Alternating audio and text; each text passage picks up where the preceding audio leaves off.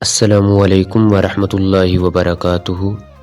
آج کی اس ویڈیو میں ہم جانیں گے کہ نماز تراویح یہ نفل ہے یا سنت، اور نماز تراویح ادا کرنے کے کتنے فضائل ہیں۔ نماز تراویح یہ سنت مؤکدہ ہے۔ شعب الایمان کی روایت میں ہے کہ اللہ پاک کے آخری نبی رسول ہاشمی صلی اللہ علیہ وآلہ وسلم نے فرمایا، جو بندہ ماہ رمضان کی رات میں نماز پڑھتا ہے، اللہ پاک اس کے ہر سجدے کے بدلے اس کے لیے 1500 نیکیاں لکھتا ہے اور اس کے لیے جنت میں سرخ یاقوت کا گھر بناتا ہے۔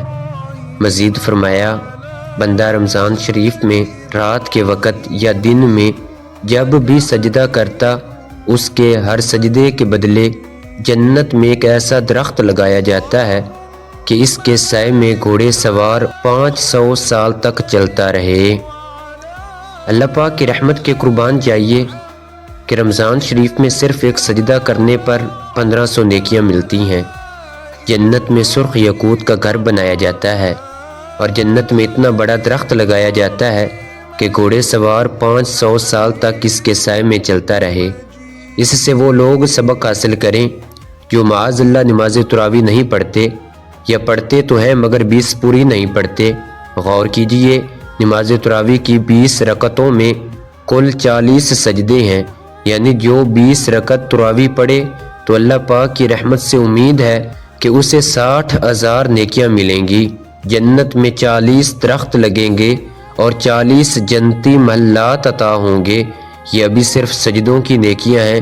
قیام، رکوع اور نماز تراویح میں قرآن کریم سننے، اتنی دیر مسجد میں رہنے وغیرہ کا ثواب اس کے علاوہ ہے۔